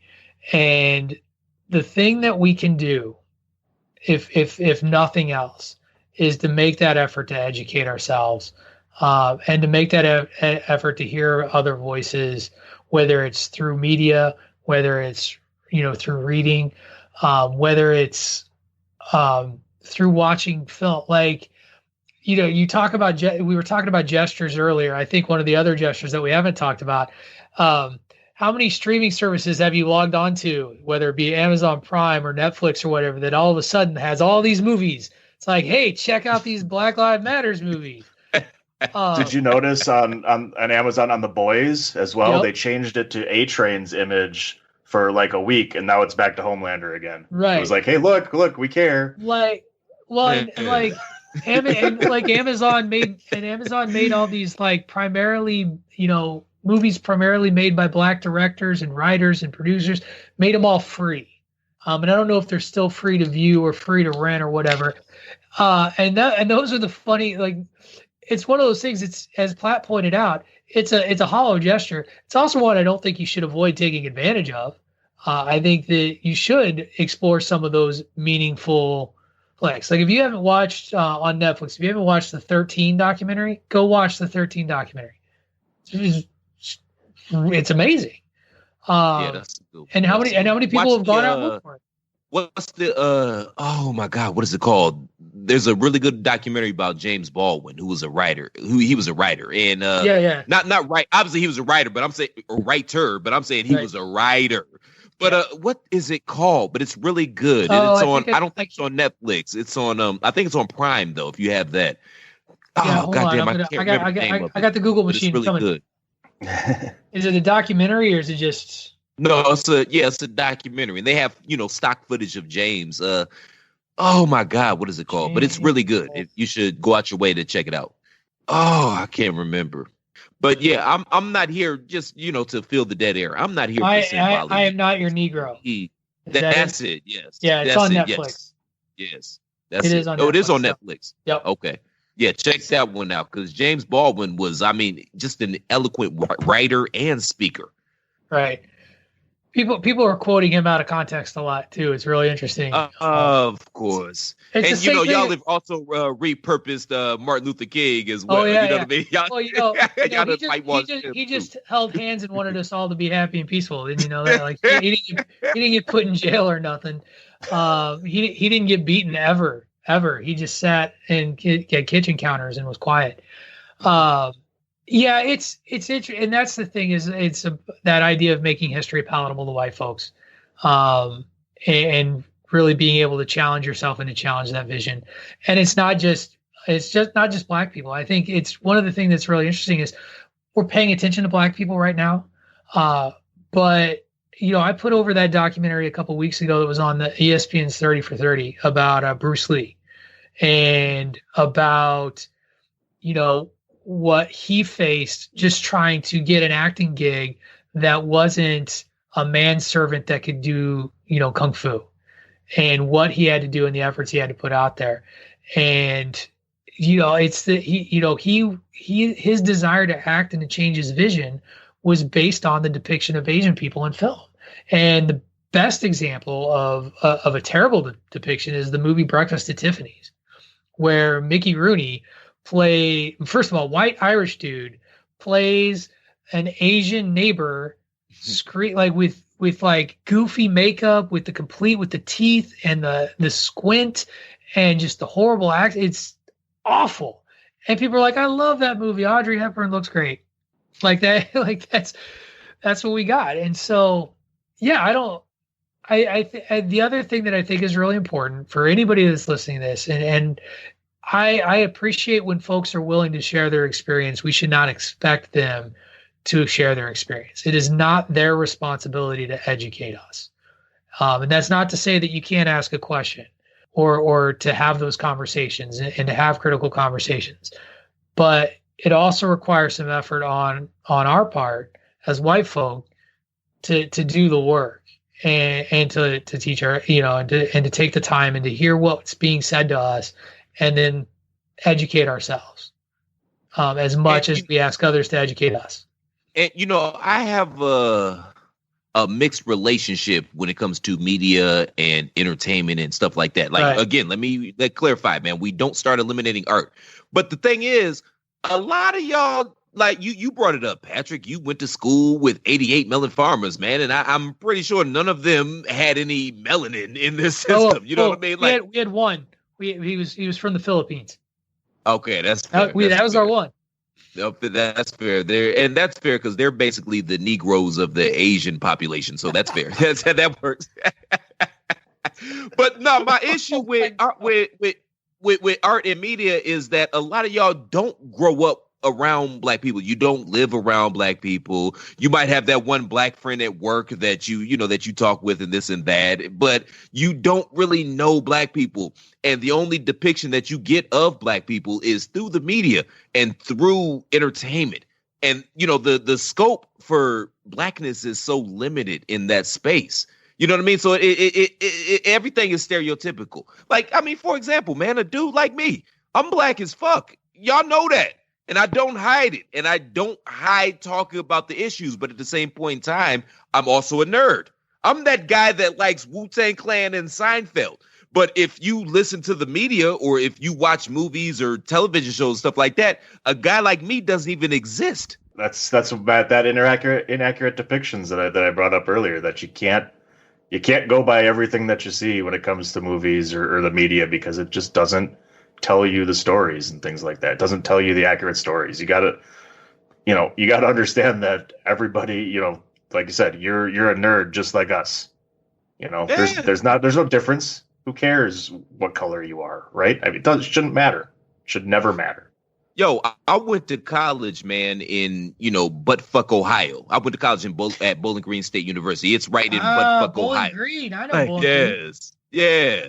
And I swear to God, man, my first semester on campus specifically, whenever I would meet white people, number one, there were white people that literally told me that this was their first ever interaction with a black person, was meeting me. And on the other thing, if I had $1 for every time a white person asked me if I was here because did I play football? Was I on the football team?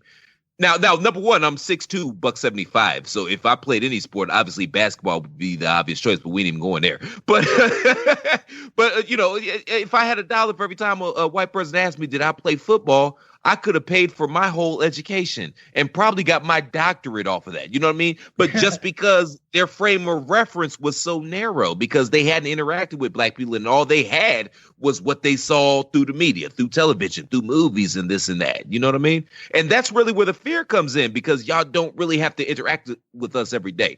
We got to interact with y'all because we can't make $1 without y'all. I mean, it is what it is. I'm not going all the way down that rabbit hole, but y'all understand what I'm saying. So we have to understand your world and your culture because we have to navigate it. But, it doesn't go the other way. And that's where a lot of that fear fear ultimately leads to hatred, because it's the unknown. Does that make sense? This is in no way trying to compare myself to that.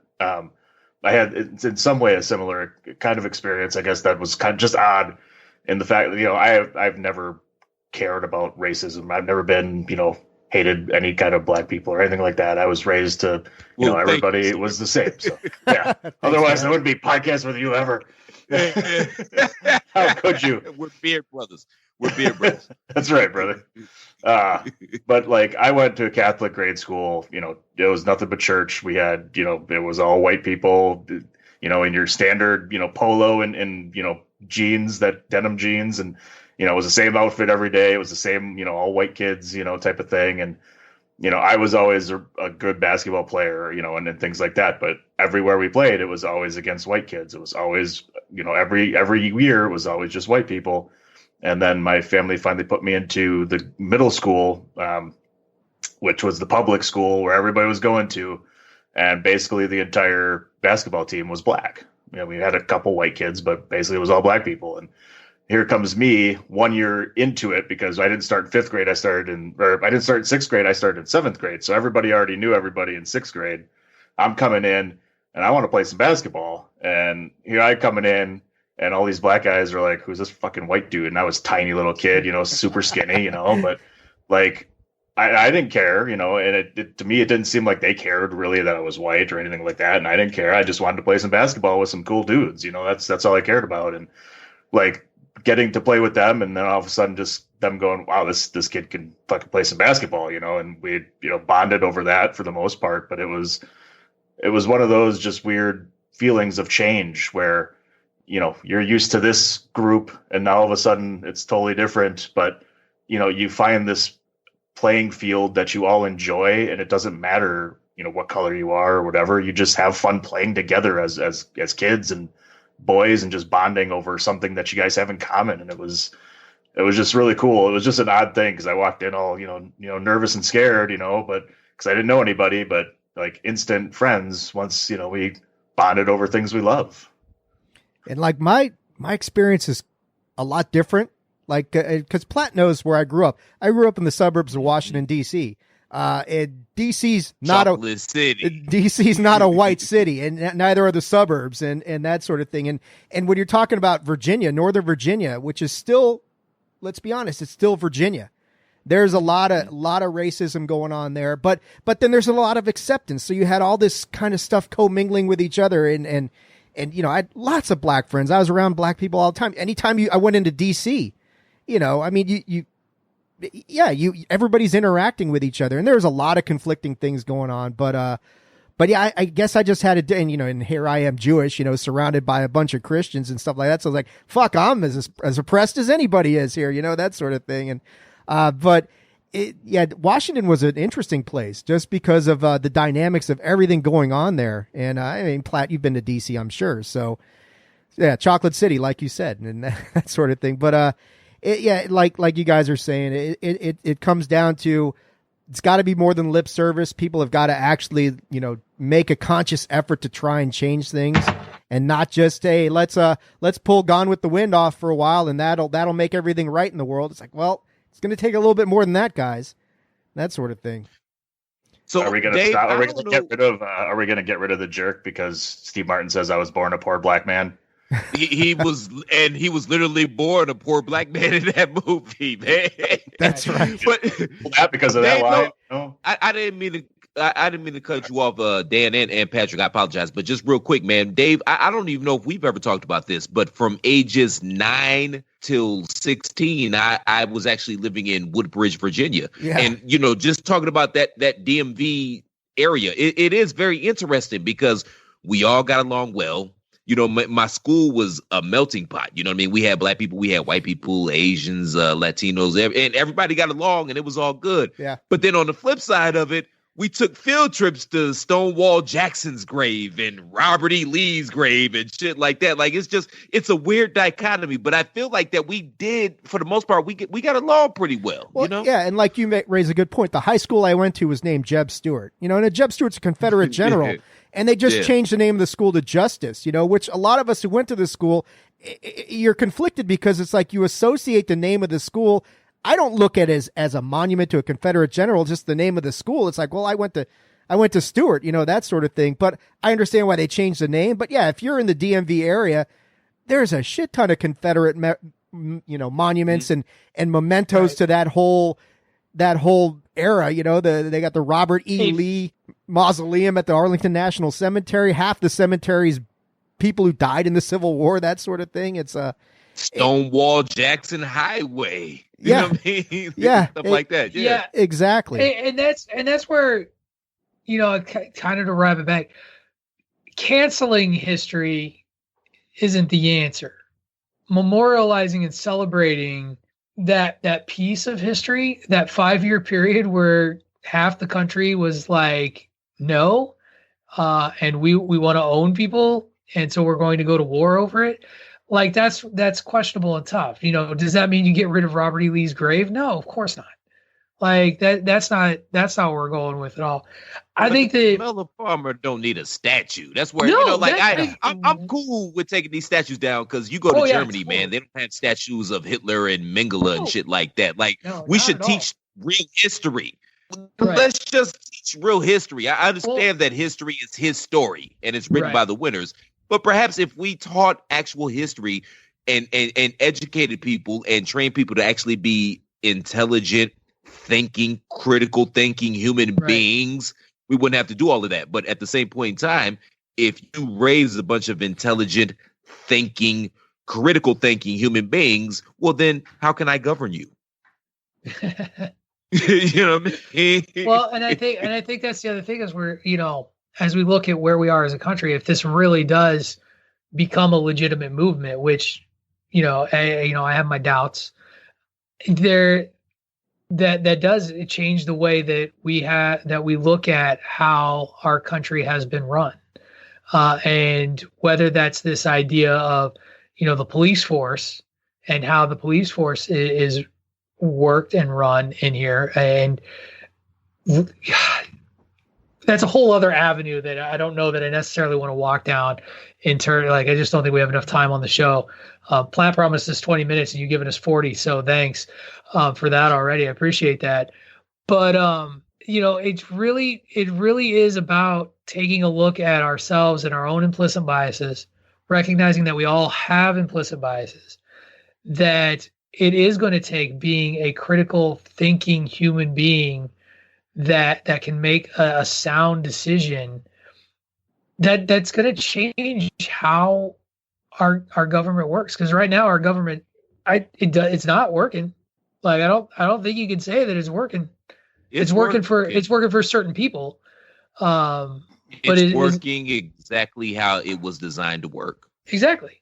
I don't think I can expound on that. That's I don't think there's any. I don't think there's any argument at all. And I think just agreeing, with the whole education and things, and being careful when you talk about, the government's, thing and the media is just make sure you're searching around and not just taking one because, obviously certain channels have their own agendas, especially when it comes to, politics and things like that. And it's come on, Dan. No. Well, I'm watching the wrong channels. Yeah, you got to start with recognizing that the news now is not the news. Like, the news does not exist. Be careful. It really doesn't. The news are just opinion pieces. News is not news. Just opinion pieces. It is. It's all the news is like commentary. The clickbait. Right. They just want you to tune in. There's a story circulating right now about falsified photos that were put up on Fox News's website, depicting that area of Seattle that photoshopped people with rifles to make it look like it was worse than it was, or making stuff look like things are burning. MSNBC is just as bad as Fox News because ain't nobody right.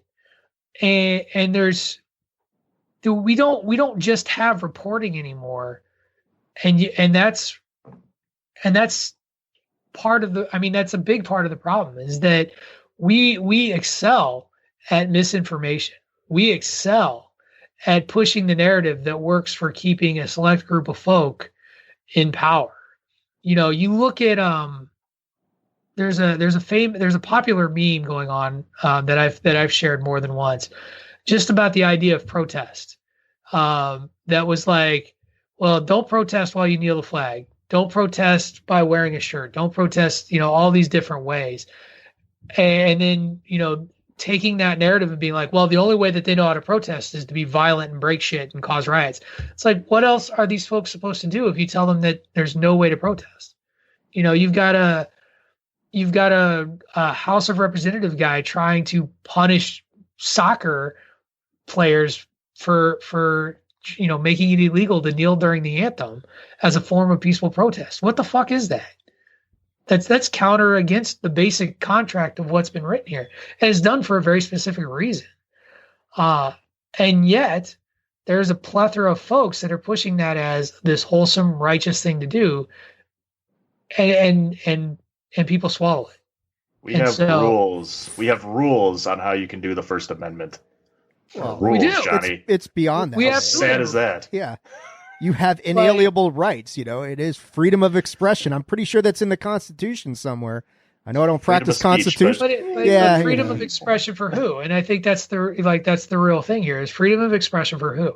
Because as we, have taken this conversation way away from movies, you look at, if white people are pissed about not going to get a haircut, they can storm a Capitol building with guns, and that's okay. But a man of color, a black man, can be strangled on the street for 8 minutes and 46 seconds, and you're just supposed to be okay with it? You're supposed to peacefully protest that? And that's systemic for 400 plus years that, the colonies have existed. The narrative is very, as you mentioned, Platt, the narrative is very designed for a specific group of people, and it's working perfectly. And my thing is, man, and this is one of the reasons why I even got into podcasting to begin with, because it initially came from a sporting perspective, but I saw how the media operates and how they work. The media is there to frame the narrative, period. They frame the narrative. So, just for example, man, and I don't want to go down this rabbit hole, but I'm just showing this as an example, the whole Colin Kaepernick thing. When he first took the knee, he was very, succinct, and he was very articulate in proving his point as to why he was kneeling. But what did the media do? They shifted the narrative and the reason that he was kneeling in the first place, and they shifted it to, is he disrespecting the troops? And then one side, no, he's not disrespecting the troops, and all this and that. And it totally shifted the narrative of what he was even trying to say initially. And I don't want to go down there because I've got my issues with Colin Kaepernick, but I'm not going to discuss that with three white guys on the line. No disrespect. But you understand what I'm saying? Like, the media frames the narrative, and depending on which side of the aisle that you lie on, you're going to get your news from that aisle. But they totally distort and frame the narrative. And the thing is, we can't have an honest dialogue about race in this country, because if we actually had an open and honest dialogue, the concept of America, what you think that America is, if we pulled on that thread, it would literally destroy the entire fabric. And the media knows this. So that's why they shift the narrative always. They always shift the narrative. And this shit, politics is pro wrestling. It is. They get on TV and they cut their promos, and then at the end of the day, they're at the bar together, drinking and banging the same hookers. And we're none the wiser. Perfect example, and I'm going to leave it on this, man. Perfect example, Fox News. Everybody knows Fox News. They've been spitting anti-black rhetoric for years. They've made a good living doing it. But what people don't know, and you can research this for yourself, Fox News' parent company is a company called News Corp, and it's a Saudi company. It's owned by the Saudi Arabians. So for the 8 years that Obama was in office, Fox did everything and called that man everything other than a child of God.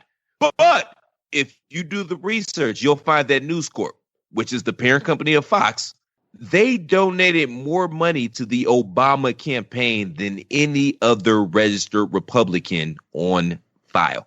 And you can look that up. I'm not just throwing shit out my ass. You can look that up. So what that tells you, or what that should tell you, that it's all a game and we're all being played. Because, see, they can't have us come together because we're, there's strength in numbers. They can't have us come together. And quite frankly, you white guys, y'all been lied to more than we were. See, because they made y'all think y'all was part of the crew. They made y'all think y'all were down. We were never under any assertions, but they made y'all think y'all were down. And the rise of Trump, what that should tell you is that he spoke to a base that felt disenfranchised, that felt that their voice wasn't heard, that felt that they were lied to. Similar to Obama, as a matter of fact. He's basically Obama's doppelganger. Let's just keep it a buck. But the problem is there's always a boogeyman in place for you to point your rifles at. Whereas it was the black man. Then it was the Hispanics. Now it's the illegals or the LGBTQ. Like, there's always a boogeyman in place for you to point your rifles at, so you don't point your rifles at the right people. Because quite frankly, the power elite, they look at y'all how they look at us. First off, I just want to say, Platt, I thought you got into podcasting for the women. That was the first thing I thought. But no, you raised. Well, hey, well, before I got into podcasting, man, I was single, man. So I got way more pussy single than I do in a relationship. All right, I guess I was mistaken about that. You're on this podcast, so we all know what happens when you join. But no, I mean, Platt made a great point. United we stand, divided we fall, and they're pushing divisiveness. While they're preaching unity, they're actually pushing divisiveness, and that's where we're being gamed. I agree with Platt completely. We're being played. It's the spicy meatball. Here, hey, take a look at this. Look at that. It's pretty cool, right? Don't worry about what's going on over here. Check this one out. Yeah. Pay no attention to the men Let's guide behind you. the curtain. Yeah. So, all right. Well, it's all the Wizard thank you very of much Oz. for coming All of on, it. Platt. Oh yeah. I really do appreciate you taking some time and talking to us. And I'm just thrilled with the way this conversation went, starting from something as simple as HBO trying to win some PR points. So I got to say this right now, though. With Pod on vacation next week, Platt, you got to come on the show to talk Blazing Saddles with us. Where the white women at? Well, and we didn't even talk about, and that's the funny thing is we didn't even get into satire. We didn't even get into, like this idea of comedy really, taking a magnifying glass in the country as it is. And that's one of the genius things about Mel Brooks, in my opinion, and so many other great comedians out there that challenge a narrative by exposing you to it. And yeah, it's funny, but like one of my favorite skits of all time on Saturday Night Live was Eddie Murphy's Mr. Robinson's Neighborhood. Yes. Because that's funny, but it's true. Like when you really look at it, what he's trying to do and what he's trying to tell you, like that's a real thing. Blazing Saddles, looking at this idea of a black man as a sheriff, and yeah, they tell jokes, but it's exposing a reality. What it does, and this is what's unfortunate, is what it does is again, we talk about things that are palatable to white people. It was palatable to laugh and be like, ha, that's real. And then you could forget about it. And that's where the education piece comes back in. It's not about just laughing along and forgetting about it. It's like, why is this funny? Like, what are we really exposing? What are we paying attention to? And, I guess if there's one thing that I'd like to walk away from this is that we keep challenging ourselves to get that context and to do right by ourselves and do right by this country and by the people we know and that we love and that we understand why this stuff is important. And then we understand where it comes from. Like that, take some time. That's all you can ask anybody. So well said. I was a teacher once. Anyway, that's just last week. No, true story. Wait, you didn't just sleep at a Holiday Inn last night? Oh, okay. I did not just sleep at a Holiday Inn last night. That's next week when I'm on vacation. Anyway, I think that's going to do it for this week's show. For the 9,000th time, thank you to our guest, Christopher Platt, for jumping on the show and talking to us for a good hour. Like I said, you promised us 20 minutes and you gave us 50. So thank you very much. Tell everybody where they can find you, follow you, and listen to you when you're not guesting on Bandwagon Nerds. Well, first and foremost, thanks for having me, gentlemen. I had a really good time. I love all you guys. I don't get to see you guys as much anymore, so it's good to hop on here and see everybody. You guys can find me on Twitter at The Real C Platt. I'm on Pod is War on the Chairshot. It debuts every Thursday. It's basically Pardon the Interruption meets First Take with the volume turned up to like 25. It's myself, Andrew Belaz, and PC Tunney. I'm also on Around the Blocks with Mike Knox, and I promise we're going to get some shows up on the Chairshot. And also holler at me on Three-Man Weave on the Chairshot as well. We're going to record this a little bit later, and it is going to be up on Monday. It's a sports pod on the Chairshot. But more importantly than all that, make sure you all go to ProWrestlingTees.com/TheChairShot and pick up an official Chairshot t-shirt. Again, if you appreciate and enjoy the content that we provide here at the Chairshot day in and day out, the best way to make sure that we keep providing that content is to show us some love by picking up a t-shirt at ProWrestlingTees.com/TheChairShot. Remember, the Chairshot, it's not just a website, it's a movement. Real quick question for you. You guys going to cover the 30 for 30 that's playing tonight about the home run race? What Sosa? It's not McGuire and Sosa. Yeah. Oh, we'll probably get to it next week because we're recording this evening. So yeah, we'll get to it next week because that's fascinating. I cannot wait to watch that. I remember where I was when McGuire hit the home run that broke it, and I remember where I was when he and Sammy wrapped up. So the best and worst of baseball, right there. We're going to talk about how Sammy Sosa turned into a bottle of Pepto-Bismol as well. Hey, so there's that. Here's the thing that's really interesting about this. I'm going to put this over. I'm sorry before we get into the wrap. This is one of the first real interviews that Sammy Sosa's done in a long time since a lot of the steroid stuff came, and he made that appearance in front of the whatever grand jury it was. So I'm really interested to hear what he has to say and how that interview goes. So yes, check out all of those great podcasts. Listen to that sweet, silky smooth voice of Christopher Platt. David Ungar, where can they send the hate tweets? To @thebigrick62. That's where you can send the hate tweets. But otherwise, or you can send them to @attitudeag, that is @attitudeagg, or just facebook.com/attitudeofaggression. I got a lot of people liking the Facebook page lately, and I have no idea why. So I'm like, all right, I don't know what's going on, but I'm just going to roll with this thing. All right, DP. Well, you can find me on the DWI podcast every week. That drops on Saturdays. And you can follow that at Podcast DWI on the Twitter and on Facebook at facebook.com/DWI podcast. And our brand new podcast called A Winner Is You that will drop on Fridays. That is myself as the host with a group of new podcasters and Sean, Adam, and Drew. That is going to be at It's Me DPP. I'll be posting that on Twitter, as well as a Facebook page at facebook.com/A Winner Is You, the letter U. A Winner Is You. Go check it out. And you can follow me on the Twitter at Wrestling Realist. That is at WRESTLNGREALIST. You can hear me every Tuesday with the Bandwagon Nerds podcast. You can also catch me on Wednesday with Chairshot Radio. That's with Greg DeMarco and Miranda Morales. Be sure to give a read to the Nerd Review. We're reviewing 300 this week. It should be up by the time this podcast drops. Next week's movie is, as you've heard, Blazing Saddles, and we're going to keep with the Mel Brooks polls, as we're going to add a Mel Brooks movie to the 3 that didn't make the cut. Great show, fellas. Thank you again so much for all the listening. Oh, I forgot. Follow us on the Twitter, the show at Bandwagon Nerds as well. That's where you can vote on the poll for next week's Nerd Review. With that, we're gonna play y'all out with a little bit of a snippet from DP's new podcast. That's right. We're gonna give you a little bit of A Winner Is You. Thank you so much for listening. Now climb out of the basement, get some sun, play some video games, read a book. You've been listening to Bandwagon Nerds on the Chairshot Radio Network.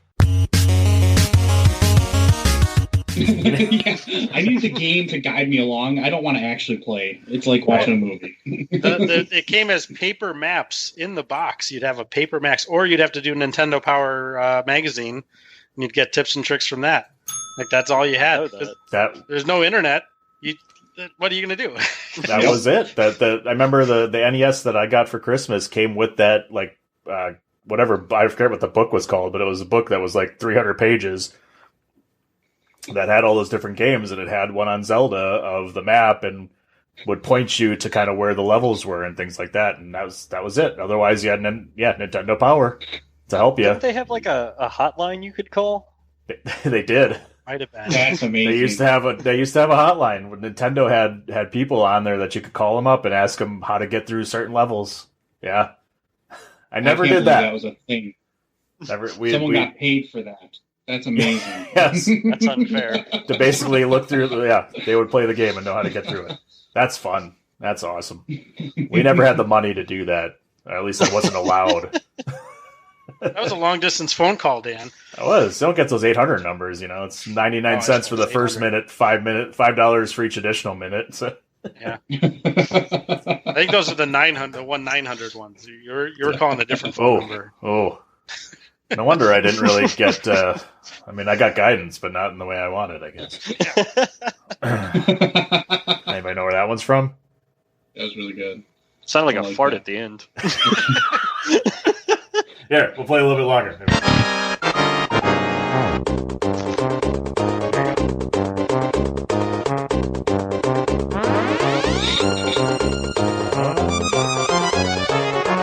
You ever fought against any of the Koopas in Super Mario World? I'm trying to remember if it's Super Mario World, right? It is. So it's just said? Yeah. When you fight any of the Koopas. Yeah. I was trying to remember which one it was. It's when you play it, I know it's Mario, but which Mario? I never.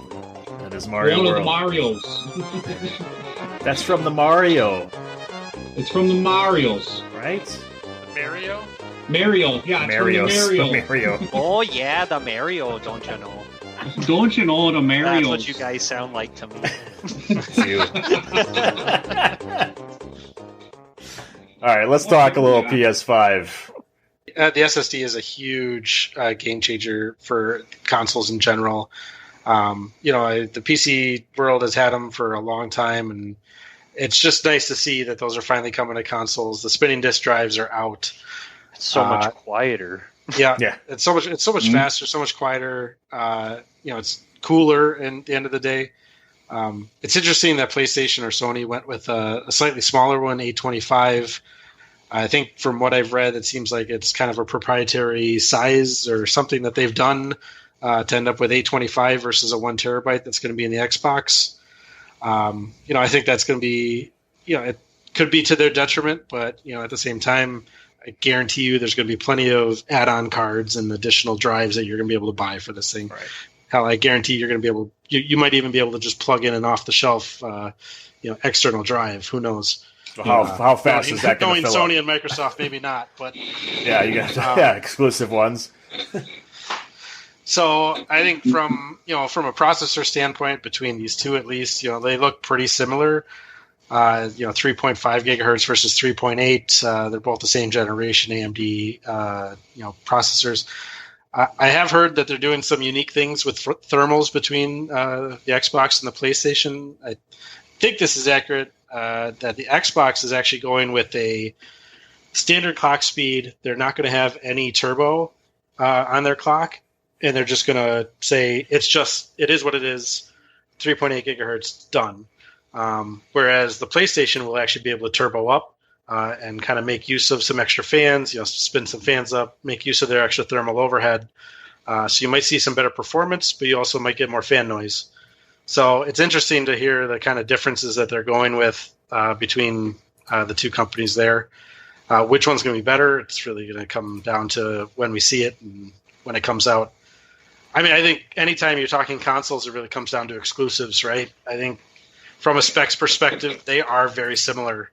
I don't think there's going to be a ton difference between the specs. They're both coming out at the same time. They're going to have the same hardware. So it's going to come down to exclusives in that standpoint.